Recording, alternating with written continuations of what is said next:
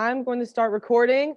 What's up, guys? It's Zap coming to you from the Nashville Entrepreneur Center at the EC. I am your Renew Nashville and your membership program manager. So most of the folks on this call, hopefully you're part of Renew Nashville. It's a totally free program for any business in the Nashville metro area to get support throughout COVID.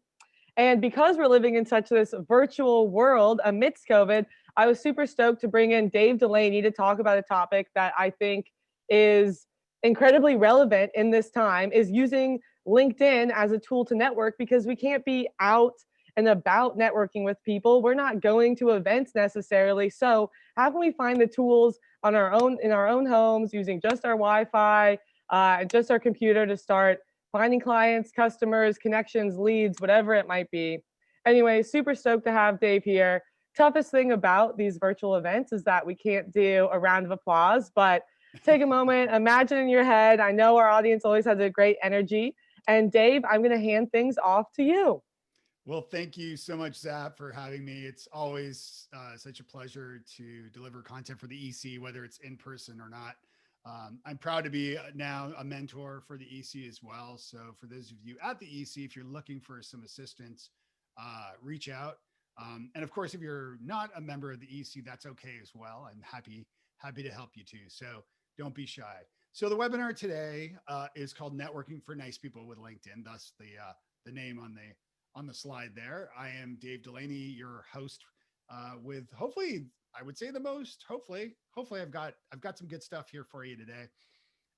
What I encourage you to do, by the way, is submit your questions in the chat box as I'm delivering this content today. When we wind it down towards the end, we're here for about an hour.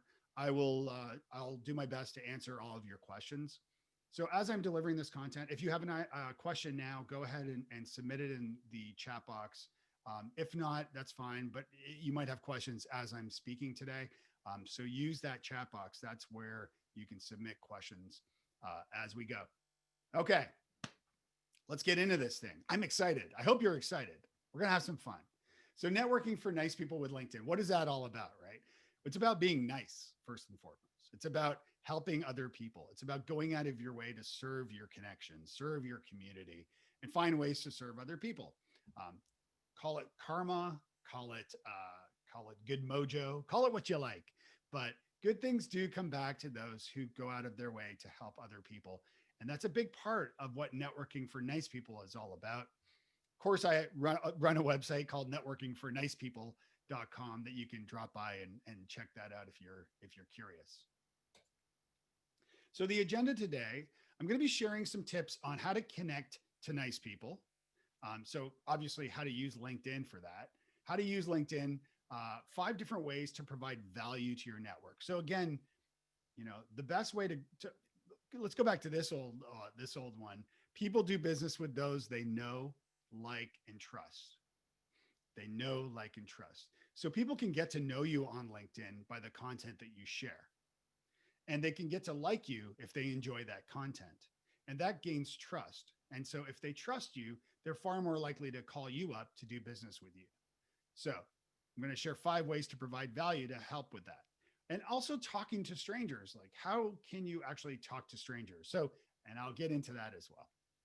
Ultimately, what I'm here to talk about is growing your business and your career using LinkedIn and using these methods. So some fun facts about me. I'm going to call this the humble brag time for a moment, just to share a couple little things. I'm a keynote speaker and a corporate trainer. So I do a lot of corporate training and speaking, both virtually, of course, during these days, and then, in person. And I was the keynote speaker for one of LinkedIn's conferences, the LinkedIn Live conference a couple of years back. And that was a lot of fun. I've been featured in articles in LinkedIn about LinkedIn, specifically in Entrepreneur Magazine and the BBC. BBC being the British Broadcasting Corporation. I think it's something to do with my mom being British. I do say mum, by the way. I'm the author of the book New Business Networking, which you can find certainly on Amazon and other online bookshops. I have all-star status on LinkedIn. Ooh, I'm kind of a big deal. Nah, I'm not. but I've learned a couple things in the 12, 13 years I've been using LinkedIn. So I advised a company called Refresh, which was actually acquired by LinkedIn. And so I helped to advise them before that, but then through that process as well. Hey, I've accrued over 100 LinkedIn recommendations. So, and you can find those and me at linkedin.com/in/Dave Delaney. So drop by there and say hello. Connect with me there. I would love to connect with you. I'll be talking more about connecting, how to accept connection requests from people, how to submit question or connection requests. But I'll also make a key point about, why you should not accept connection requests from strangers. So stay tuned for that little nugget. I'm also, I run, as I mentioned, corporate training sessions, and I have something I came up with called the NICE method. And in that, it's a solution to work with organizations who are struggling with their own communication, both internally and externally in some cases. So, and that breaks down to natural, intentional, cost-effective, and effortless once people understand what this is. And you can learn more about that there. But that's enough about me. Humble brag, ramble on. Let's talk about networking for nice people. And the first step and the first part of this agenda that I talked about is connecting to nice people. Now, before you start connecting and doing what I talk about today, it's important how you look on LinkedIn. So you don't want your profile kind of half set up or you're looking kind of rough on your profile for whatever reason. God forbid you don't have a profile photo. Make sure you do. I have a free guide that you can download at davedelaney.me, not .com, .me/NashEC. I'll share that link again at the end. But I do encourage you to download that to get those tips, because I'm not getting into ways to optimize your profile specifically today, but more how to use LinkedIn specifically for some of the stuff I've been talking about. Okay. Let's start with ice cream because it's lunch hour here in Nashville, and what better way to talk about what better topic to talk about during lunch than ice cream. So I apologize in advance if this has you salivating. Some of you may be familiar with Jenny's ice cream. Certainly people in Nashville, also those of you in Ohio might be familiar with Jenny's ice cream. So Jenny's, and by the way, this is not a paid endorsement, paid product placement or anything. I love Jenny's. And if you know Jenny's, there's good reason to. So Jenny's ice creams, let's say that you would like to do business with someone at Jenny's ice creams. So you're a fledgling entrepreneur. You've got a great startup happening. You're getting some funding, or maybe you're bootstrapping or whatever. But you're building a business, and you have an opportunity to do some business with Jenny's. I'm going to walk you through the steps to use LinkedIn to get an introduction to someone there. By the way, if you are maybe looking for a job, maybe you're between jobs and you're here because you're curious about your career and growing your career, you can also use it this way. So even though the examples I might be giving aren't specific to you, the tactics, the things that I'm sharing, the tips, the steps are all still relevant in how you use LinkedIn. I should also mention very quickly, this is not an, excuse me, this is not an old presentation by any means. But when I designed it, LinkedIn has just recently updated its user interface. Excuse me. So some of the icons you see may be slightly different, but for the most part, it's still there and the functionality is still the same. Okay, so I want to do business with Jenny's ice cream. How do I do that? Well, the first step is to go onto LinkedIn and search for the company name. Now, in this case, search for Jenny's Splendid Ice Cream. So I see their LinkedIn company page, as you see there. And if you look to the right, you'll see, and I put a little box over it to point it out. You'll see where it says, see all 330 employees on LinkedIn. So using this feature, I can see who works for Jenny's. Excuse me. Okay. So here I've clicked the link, and now I can see all 330 results, the people that work at Jenny's. By the way, I should mention, I don't pay for LinkedIn, at least not right now. So everything I'm showing you is on the free version of LinkedIn.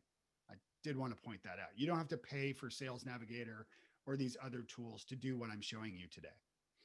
Um, so taking a look here, let's say I decide, well, hey, there's Jenny right there, Jenny Britton, and she is the person I need to talk to about this opportunity. So by choosing Jenny, and I do want to point something out here. So the way LinkedIn connections work, for those of you not familiar, um, if I am connected to Jenny already, do you see where it says second next to Jenny's name? If we were already connected on LinkedIn, we would be first connection. So Zap, your host, the better host for sure, your host with the most this morning at the EC, Zap and I are connected on LinkedIn. So we would be first connections. Now, if I did not know Zap and she did not know me, and we knew nobody who knew us both, no shared connections, we would be third connections. But you see here, when there is a second connection, aha, that's where the magic happens. That means that I know somebody who knows Jenny. This is part of the reason why accepting connection requests from strangers is a bad idea. The value of LinkedIn is really in the connections that you have, but these are connections with people you actually know. Quality over quantity, by the way. So there's Jenny. So what am I going to do? I'm going to click Jenny to see below and find out, who do I know? Who are the first connections that are connected to Jenny? So by clicking on that, on Jenny's name, I can then see, okay, I know 3 people who know Jenny. These are all wonderful people. For the sake of the example, I will use Matt Dudley. Some of you may be familiar with Matt. Matt and I both were mentors for the Jumpstart Foundry back in the early days when Jumpstart Foundry was in the Entrepreneur Center, which was in a dark upper office off Lower Broadway. So dating myself there a little bit. Maybe you're familiar with when the EC was in just such tight quarters. It was a cool little space, but it's nothing like what it is now. And by the way, if you're not from Nashville, highly recommend you visit the EC when you do visit Nashville. It's super cool. And I'm sure Zap would be happy to show you around. Okay, so here I see that Matt is a connection to me. I know Matt, and Matt is connected to Jenny. So depending on the level of importance of this, and let's say it is, because I've got this idea, I want to talk to Jenny about it, but I need Matt to introduce me to Jenny. A mistake people often make in this situation is they message you, or in this case, I would send a message on LinkedIn to Matt and say, hey, Matt, I see you're connected to Jenny at Jenny's Ice Creams. Can you provide an introduction, please? Thanks. The problem, though, is that if you do that through LinkedIn's interface, Matt may not see the message. I don't know how often Matt uses LinkedIn. He may be on it once a year. I don't know. So it's better to email that person. Sometimes, by the way, when you click, if you don't have their email address, if you click their profile and you're a first connection, or in other cases, sometimes in other, you can see seconds, but if you're first connection, you can probably see their email address as well, hopefully on their profile, if you don't have it already. But let's assume you have that email. So email the person to ask them for that introduction. And you can write the message, hopefully you know Matt in this case. So as I said, I would say, hey, Matt, I came up with an idea that I think would really benefit Jenny's Ice Creams, and I would absolutely love to be able to talk to them about it. Would you mind, please? I see that on LinkedIn, you're connected to Jenny. How well do you know her? Would it be possible, please, to email an introduction to Jenny so that I can talk to her about this thing? Now, again, people do business with those they know, like, and trust. So if Matt knows me and knows I'm not going to just solicit or spam Jenny, he's going to facilitate that introduction. And Jenny knows Matt, so Jenny trusts Matt. So if Matt, someone that she trusts, suggests that she talk to me, well, that's obviously going to go a lot further. Now, as I said before, consider this in your own businesses or in your own careers. So if you're looking for work and you see a company is hiring, like let's say Jenny's Ice Cream, do the same thing. Find someone who can introduce you to maybe the HR manager at Jenny's Ice Cream, or maybe Jenny herself.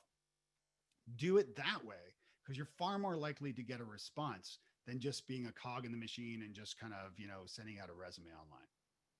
So I hope that makes sense.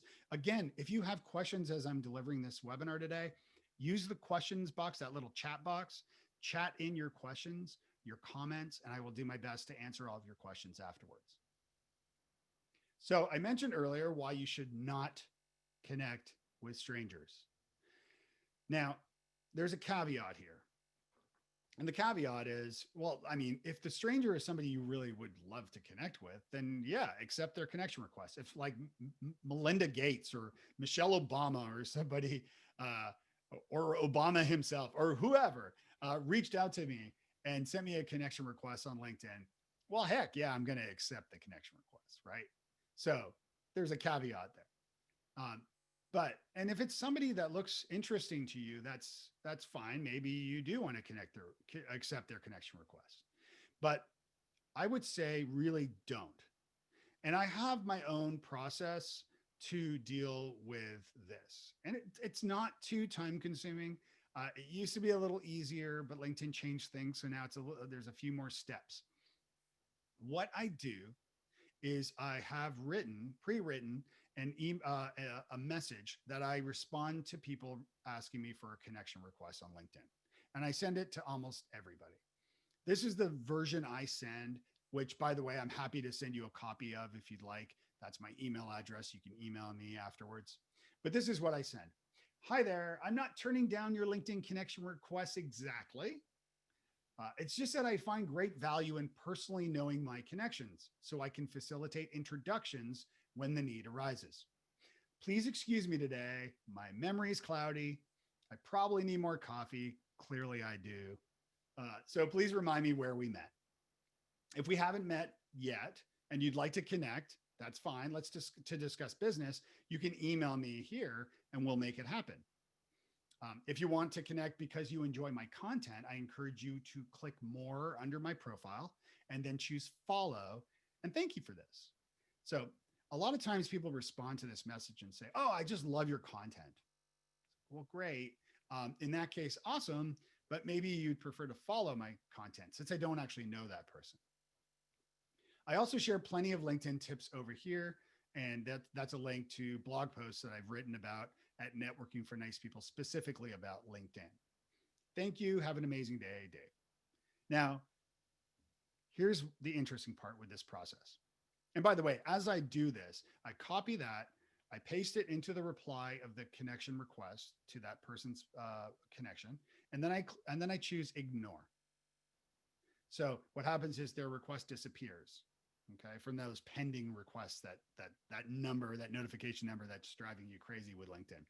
I do this with just about everyone as quickly as I can. It doesn't take too long to do it. Maybe, I don't know. It doesn't take too long. I will tell you a few things here that I have found doing this for years now. I would say 90% of the people do not respond. They do not respond to my message. That means that they are probably using software to send out these connection requests. What good is that, right? I'm all for automation and marketing to an extent, but when there are real people involved, it's always better to have, real connections, right?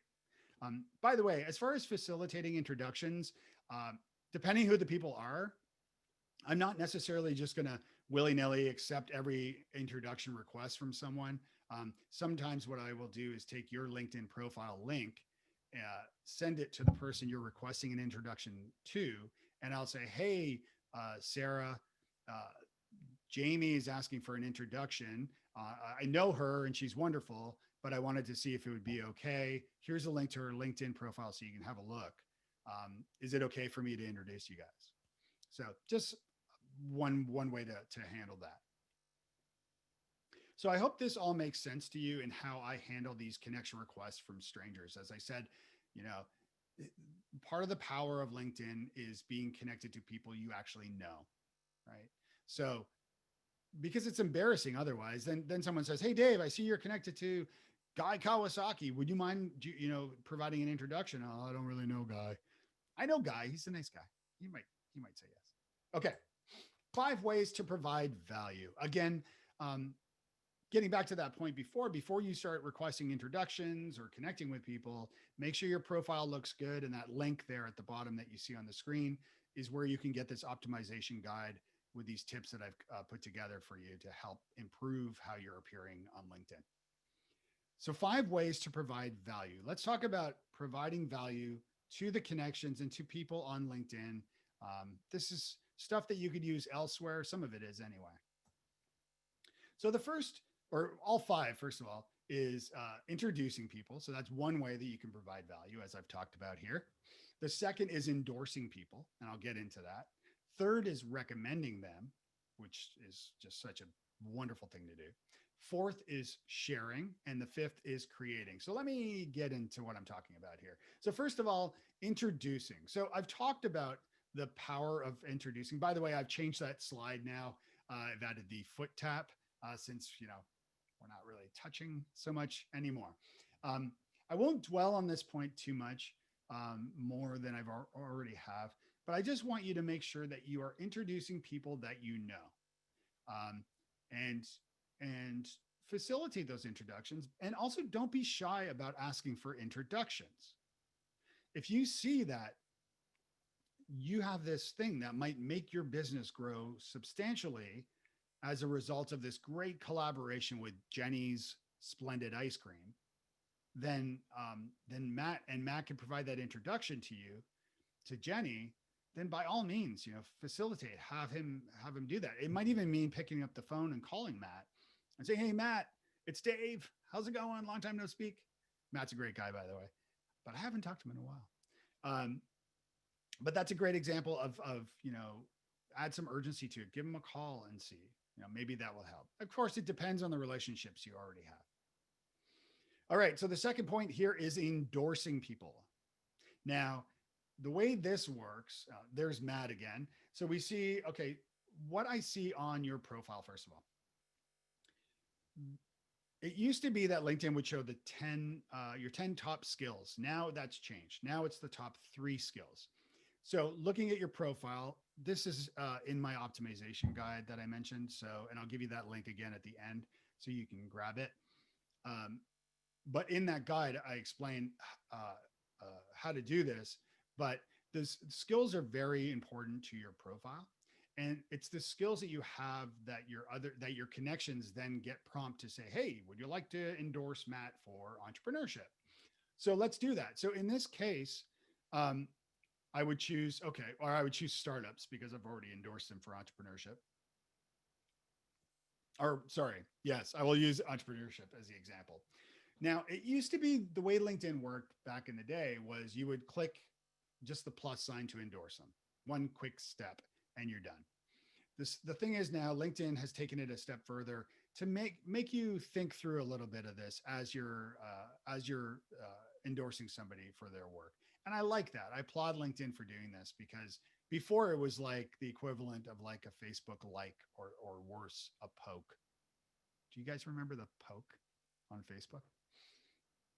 So here we see that LinkedIn prompts you to say, "Hey, thanks for endorsing Matt. Before we do this, how good is Matt at entrepreneurship?"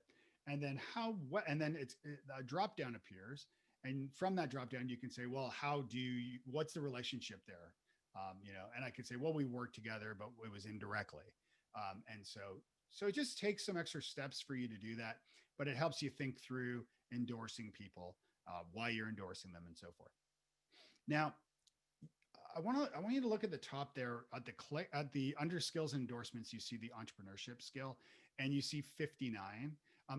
You see it there a little better. And I'll go back here. You see 59, 26 for social networking, 25 for startups.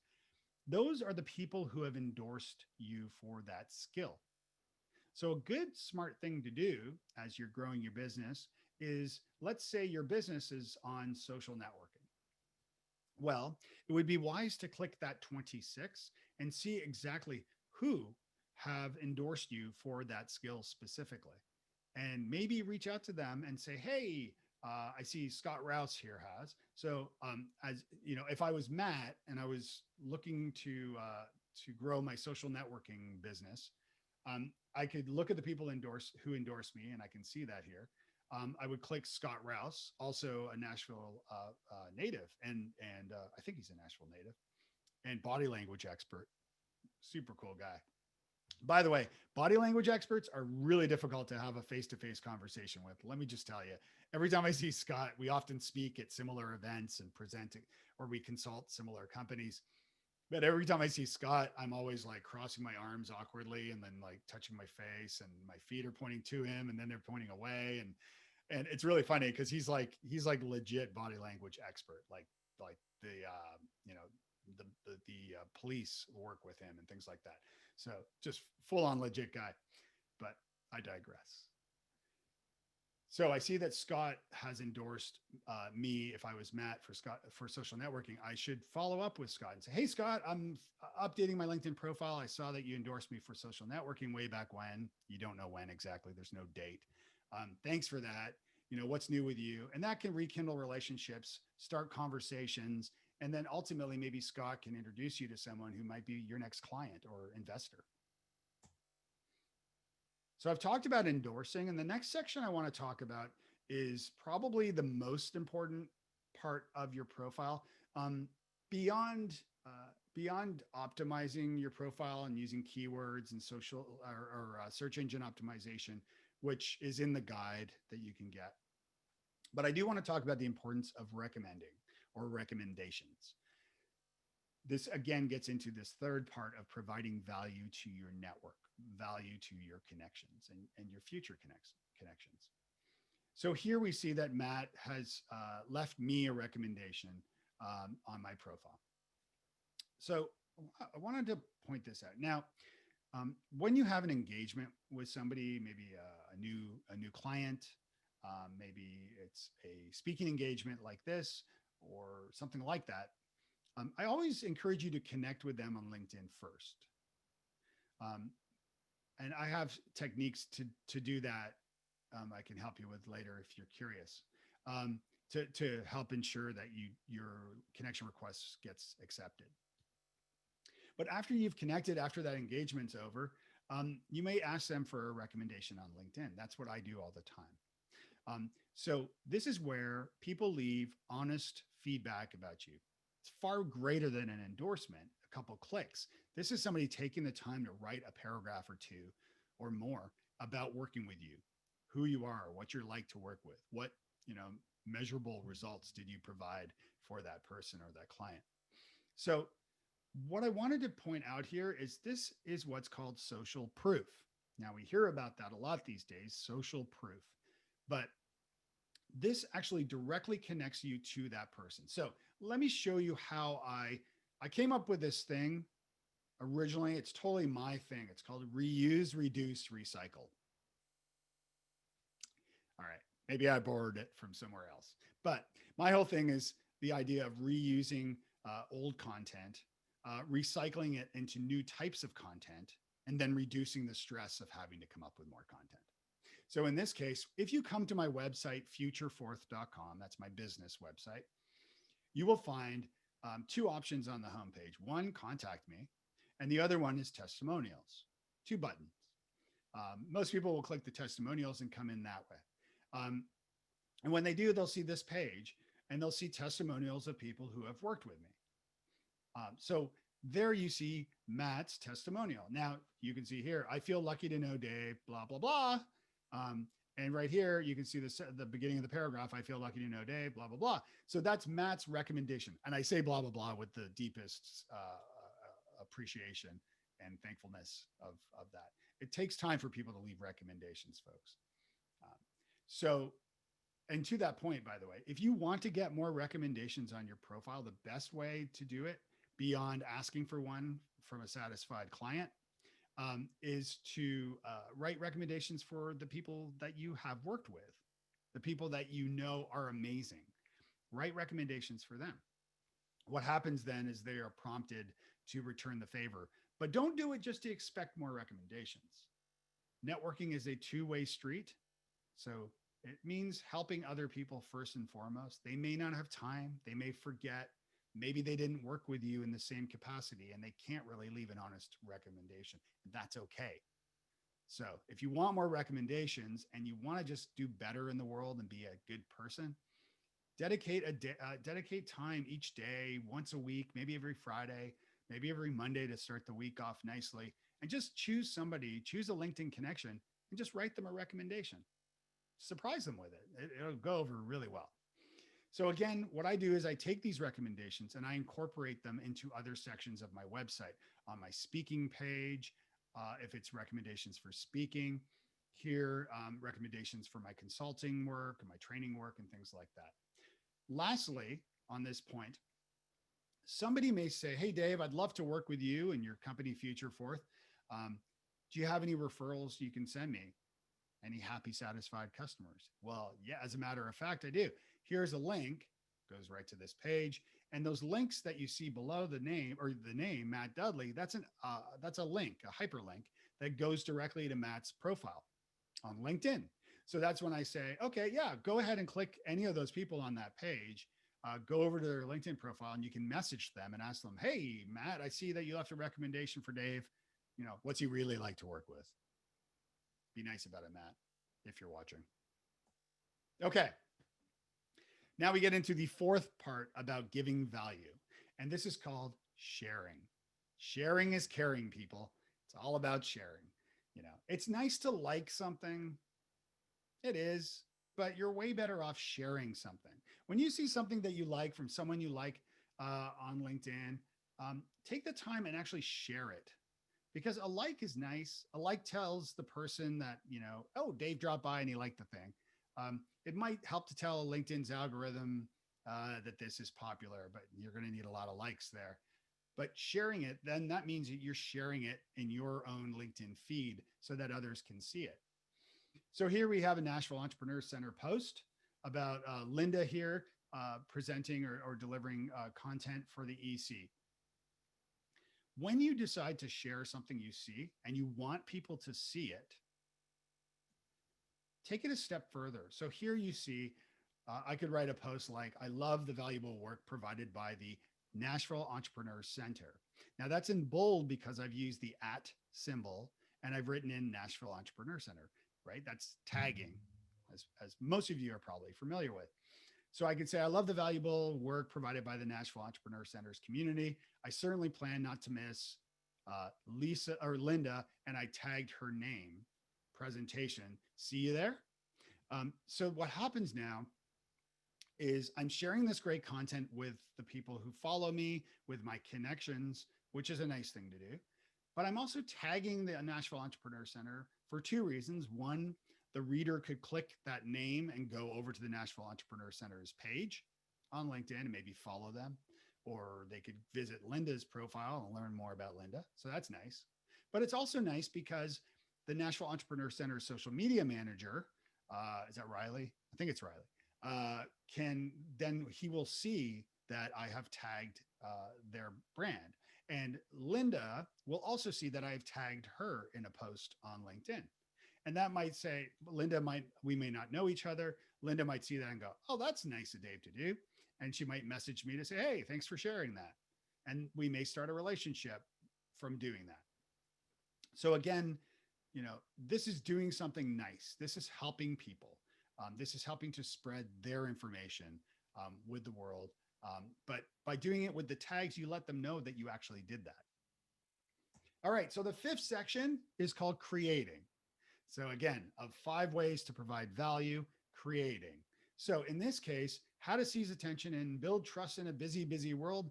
This is a book by a guy I like named Ron Tite called Think, Do, Say. Great book. What I like to do, and I won't get into the whole way I do this, but long story short, I like to write little book reports of books that I enjoy. And when I have time and things, not every book. So in this case, I write that post on my blog first, and then I post it as an article on LinkedIn. And again, as you see, I tag Ron, I tag his profile. So he's aware that I posted on LinkedIn about him, and he's going to click over to see it and see, whoa, Dave's written this book report, all this positive thing about my book. How cool is that? So again, in this case, you're creating articles on LinkedIn. So if you already blog, I'm not suggesting everybody do this. necessarily, but if you already write a blog, you have a blog, or you have a content management system, CMS, which is really a blog. That's the thing with technology, folks. Language changes over the years. It's funny. Like, for example, your CMS is a content management system. Your content management system is probably WordPress. WordPress is a blogging platform. So anyway, these things evolve, but same thing. Okay, so let me get into talking to strangers. Now, I'm going to talk before, by the way, I mentioned, don't connect with strangers as connections, but you can talk to strangers unless you're my kids. That is a very important rule. Kids, don't talk to strangers. Everybody else, talk to strangers. Okay, so unless you're my kids. So I want to share a very quick story with you. I am a keynote speaker. I do a lot of these presentations, both virtually, of course, these days, and in person. Hopefully that will be back sooner than later. I really like to see you folks. I do. I like that audience, as Zap and I were talking about at the beginning. I was at a conference speaking a few years ago, and there was a woman behind a sponsor table, and she worked for a publisher. And she had some books on display, and she looked something like this. This isn't her, of course, but she looked dreadfully bored. Nobody was talking to her. She was just bored. So I like to practice what I preach, go figure. And, it's about being nice. Go and talk to strangers. So I saw she was sitting there bored. So I went over and introduced myself, and we started chit-chatting. Now, I knew some of the publisher or published authors of some of those books. So, I said, oh, I know Chris Brogan. He's a buddy. He might be watching this webinar right now. Hi, Chris, if you are. So I was just making small talk. We were talking about some of the authors and things. Now, the woman, Catherine Bull is her name. She worked with Pearson Publishing, which is a subsidiary of Pearson. And we were chit-chatting. And Catherine says, what's your book? I'm like, I don't have a book. And she's like, yeah, but what's your book? Well, I don't have one. She's like, you have one. And I said, well, I have an idea about a book about networking nicely, about using, different social networks like LinkedIn and Facebook and Twitter and so forth, but also about how to organize events. I co-founded a couple unconferences in Nashville, Bar Camp Nashville and Pod Camp Nashville, and founded Nash Cocktail, which was a monthly networking event, and Geek Breakfast, which was also a networking event. I love people. What can I say? So I talked about some ideas about chapters on creating your own events or attending events, business card etiquette, things like that. So I had this idea in the back of my mind for a while, but I never had told anyone about it, not even my wife. Catherine got it out of me. And guess what happened? I got a book deal. I got a book deal that day. Not that day. We exchanged business cards and a few emails after that. But my book came as a result of my talking to strangers. Now, albeit not on LinkedIn specifically, but I want you to be thinking about this, that when you talk to strangers, anything is possible. So don't be shy about it, because you might be missing out on opportunities. And I've provided value to a lot of people who have read my book.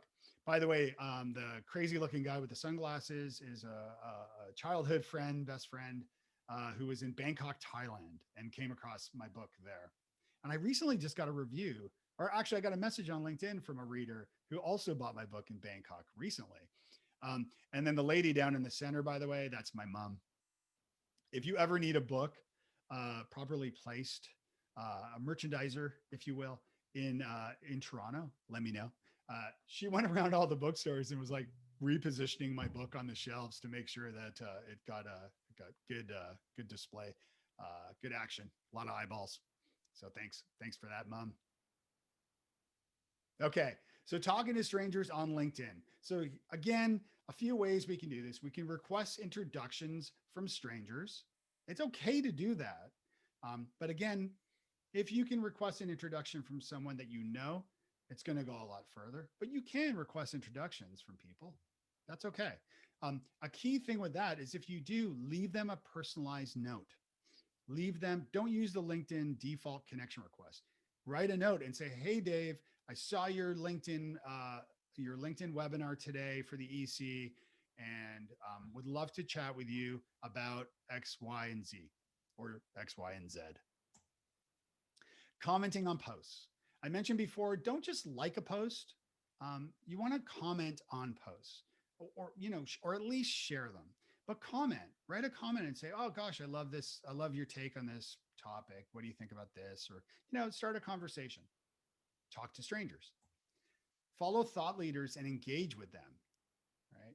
You never know what will happen. So, I follow, all sorts of thought leaders. Richard Branson, let's say.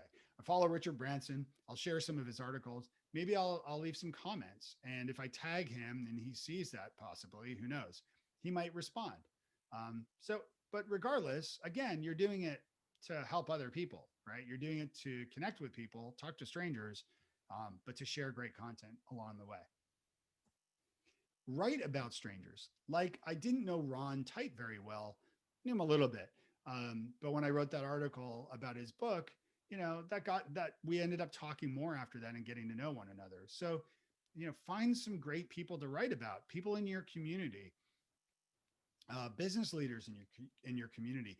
If you are an EC member, I know that there are other cool people, cool entrepreneurs doing interesting things in the EC. Why not write an article about them and give them some love on LinkedIn?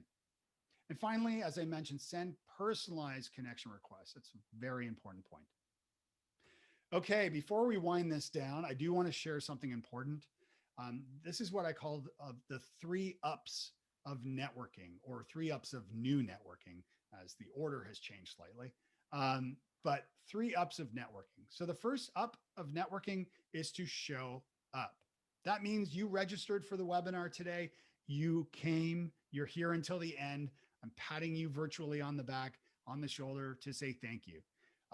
It sucks. And trust me, as an event organizer or recovering event organizer, I know how much it sucks when people register for something and then they don't show up.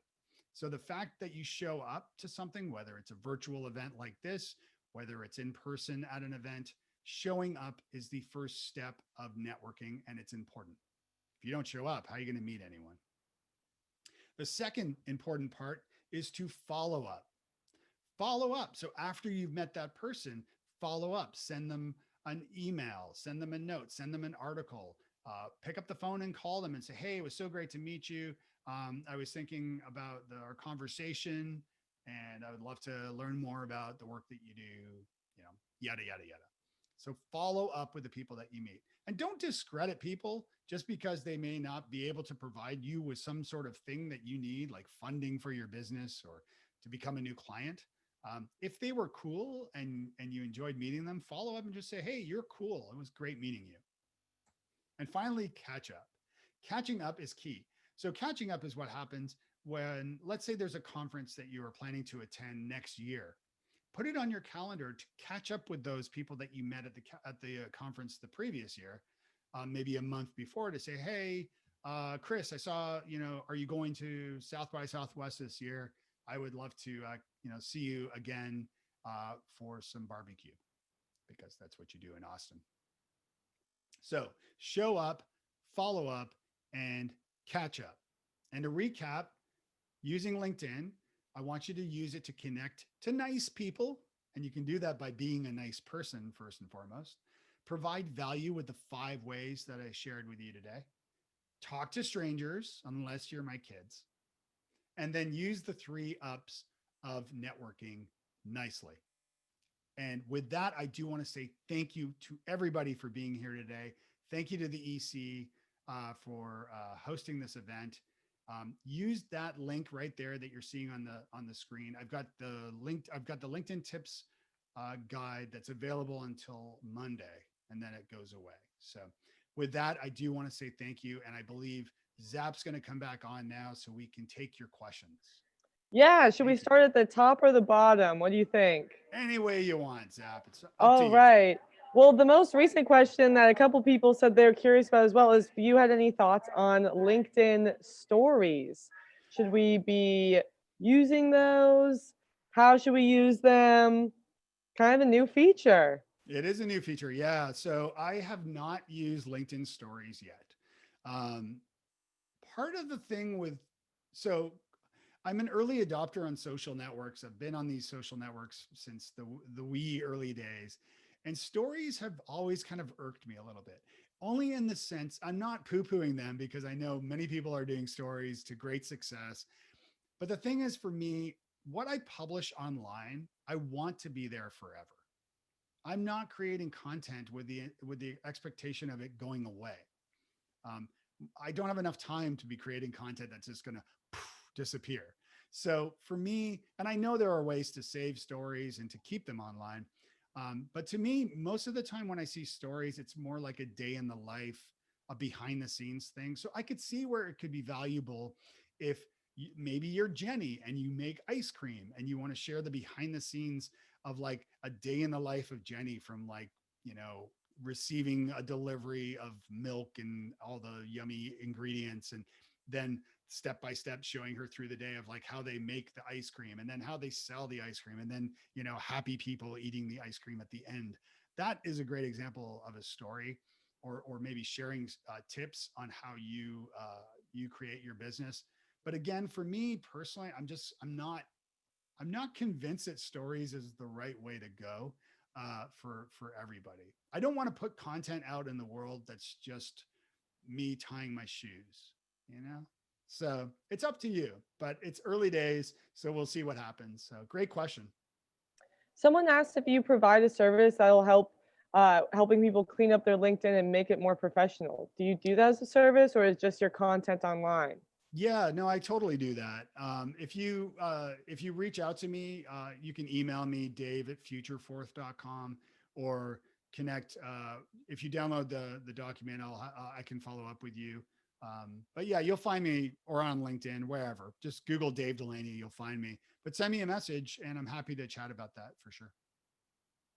Another person asked, and this one's a little bit longer, from Steven, Hmm. asking about how, he gets, sometimes he gets published or quoted in an article or awarded, and he wants to post about it, without saying like, I'm honored to be quoted, awarded, considered, and he wants to be like appropriately excited, Yeah. give context, but not outright bragging. Yes. And it's difficult, and how there's such nuance to that. Yeah. It's a good question. Yeah. Nobody likes a humble brag, unless like self-identify, I guess.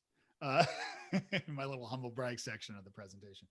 Um, yeah, I don't think there's any harm in sharing with the world that you've received awards or that, and there are specific places within your LinkedIn profile to do that. On your LinkedIn profile, for example, you can add awards. There is a section for that, or milestones. Um, I would add that award or that recognition or that media mention in your summary, to let people know who are perusing profiles on LinkedIn to see, what kind of awards and things you've won. What I'm saying basically is, um, these awards and media and things exist for a reason. And they, in the case of awards, at least, they're there to recognize people who are worthy of receiving awards. If you've won an award, then absolutely it's your job to share that with the world, because by sharing that with the world, more people are going to see, oh, Stephen won an award for painting, let's say. um, and if I see you and I see, oh, you've won these awards for painting, it's going to make me think, wow, Stephen must be great. I'm going to reach out to him to do business, and then you can teach me how to paint, right? And then you're teaching someone else. So, I mean, in the whole sense of entrepreneurship in our businesses, if we aren't serving our clients, or if we aren't serving anybody anything, then obviously that's not going to help our businesses. And we need to be able to go out of our way. That's why I'm doing this webinar right now. I love sharing valuable content with people to help them. If some of you decide to do business with me, wonderful. If you don't, it's okay. I'm here today to serve you. So that said, Stephen, share what you know, share the awards you've received with the world, and way to go for receiving those awards. Another question is, what do you think about, kind of two questions. What do you think about paying for LinkedIn? Yeah. So I'm sure there's, premium, sales navigator. Mhm. And then on the flip side, what do you think about paying for ads on LinkedIn? I'm assuming for a B2B business. Yeah, so I have had some success with advertising on LinkedIn. So it's it's not always cheap. So it just depends on on the price point and what your goals are in that. So I think depending on where your audience are, if it's a B2B business, then it's logical to use LinkedIn to promote your business. Um, Keeping in mind that people do business with those they know, like, and trust. So if you can sell yourself as an expert on the topics of whatever products or services you sell, that's also going to go a lot further. Um, so yeah, so I would say, if budget permits, then absolutely you can give advertising a try on LinkedIn. Again, I'm happy to talk to you about it offline if you'd like. Um, and then what was the other part? The other part is about just paying for Oh, LinkedIn. yeah. So um, I'll be honest with you, I've never paid for LinkedIn. Now, um, I don't have a big sales department. I don't have a big HR department. There is definitely opportunity for that. I'm not a massive company either. So there are certainly opportunities and cases to pay for LinkedIn. What I recommend you do is study up on using LinkedIn first and foremost. Make sure your profile is up to snuff and looking really good and fully optimized. That's important. Then once you've done that, and you can do some research in using LinkedIn, there's YouTube videos. I write articles about it as well. But once you've done all that, you can do a free 30-day trial on LinkedIn. Again, I'm not affiliated with LinkedIn. I don't get any, love from LinkedIn for promoting this, but they do. I said do. They do a 30-day free trial. So once you are up, once you're ready to go, do the free 30-day trial and see how it works for you. But be prepared before you do the free trial. A lot of people with not just LinkedIn, but all sorts of things, they sign up for the free trial and then they don't do anything with it. So you're better off having a plan, then doing the free trial, and then seeing how it works for you. And if it works, then start paying. And if not, then don't.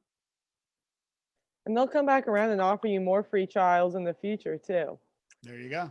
Another question from Josh. How do you feel about following up the messages on LinkedIn? So, you send the quick note to connect, Mm-hmm. and then once they accept, should you write something again or let it be, follow up a month later? Are you saying from the point of if you are soliciting something, like if you are messaging someone and then like to possibly do some business, and then how often should you follow up from that point? Yes. Okay. um Follow up as much as it feels right to do, which is, I know, kind of a vague answer, and it depends on how you're reaching out in the first place. um a good general rule of this is that if it feels icky, don't do it. So you're on LinkedIn, you're all probably on LinkedIn. So you all get solicited, annoying messages trying to sell you stuff, or those people that you connect with. You say, oh, they look interesting. Okay, I'll accept their connection request. And then bam, you get a message like, hey, would you like to buy a set of steak knives or a used car? Um, and it's really annoying. So if what you're doing feels icky, like I probably shouldn't send this message again, then don't. Um, let's see. Parker said he's currently having trouble having people respond to his messages. Is there any general advice you have when cold reaching out to people on LinkedIn, especially when promoting? It's kind of looped into the next one if you want to expand on it a little bit more. Especially when Yeah. promoting a product or selling my business. How do you stay away from that icky feeling but still be doing sales? Well, as I mentioned, and again, it depends on what you're selling, right? So if you're selling widgets, you could buy ads and promote those widgets to the industry who would buy those widgets. And they would see these wonderful widgets and they might act on those ads. If you are selling maybe a high end service, like my consulting's not cheap, so I don't reach out to people and solicit them on it. instead, I provide great value on LinkedIn and share my expertise in these topics. And then I have people reach out to me and say, hey, saw that you really know your stuff in this topic. Can we talk? So, and that's a part of like what I do with my NICE method and with the group training that I do for companies through that, or speaking engagements as well. So again, if it feels icky, like the same thing, like if I send you a message right now on LinkedIn to say, hey, would you like to buy something? You're probably going to say no. I mean, if you don't know me and we haven't conversed before. So you're better off spending some time getting to know people, building real relationships, especially as it pertains to, high ticket items. You're better off networking, showing in the methods that I showed you, like how I showed you to find a person to connect with and get an introduction to at a specific company. Build those relationships first, and then get to know those people. And worst case scenario, you end up with a new friend, right? Maybe not a new client, but again, building your network. That's what new business networking is all about. That's what my book is all about. It's about investing in relationships, and good things come as a result. What other questions do folks have? Type it into the chat. Oh, we have another one. LinkedIn Live, another new feature. Yes. Not Yes. everyone has it. You have to apply. I know Yes. that much. What are your thoughts on that? Well, you can ask LinkedIn, hey, where's Dave Delaney's live? Because I haven't received it yet. So I can't speak to it. I know people that do LinkedIn lives. You have to apply, Dave. I got accepted. I'm sure you could get accepted. Yeah. I guess I struggle with video a little bit. Not in the webinar format, but there's just only so much time in a day for creating content. So I write a lot of articles on LinkedIn and share them that way. I'm not saying LinkedIn Live is a bad thing at all. I'm not a huge proponent of live as opposed to pre-recorded and edited. Um, because with something live, now we're doing this live webinar right now, so I may be putting my foot in my mouth, but I think with live, there's often a little too much back and forth, or maybe, you can't deliver great content necessarily in a live video, unless, as opposed to editing a video and posting it as an edited video. Do you understand what I'm saying? Like, you can make something more concise and shorter and more valuable and less time consuming for the viewer if you create a video that's edited and put together that way. um, Again, that doesn't mean that live videos don't you can't provide live help in a live video. This has been live, and I hope I've been helping you today. So but long story short, I don't have LinkedIn Live, so we'll have to see what happens there. Maybe I'll give it a try once I have it. Cool. Well, it's 12:59. I'm not sure if there are any other pressing questions, but I'll say this. I'm going to follow up with everyone with several things. One, we'll get a recording of this video. We will get you the slides. We will get you Dave's website with this link in case you forgot it, even though you can see it right now. I'll send it to you once more. And anything else, Dave? No, it's been such a pleasure. I always love seeing the questions and an engaged audience. It's thank you to everybody for being here. Again, the optimization tips guide you'll find really helpful, and that's available at the link you see on the screen. That will go away on Monday, so go ahead now while you're thinking of it and download that document. But if you have any questions at all, just Google Dave Delaney, or you'll find me on the socials, and we can chat more. Thanks, everyone. Thank you, everyone. Bye. Have a good day.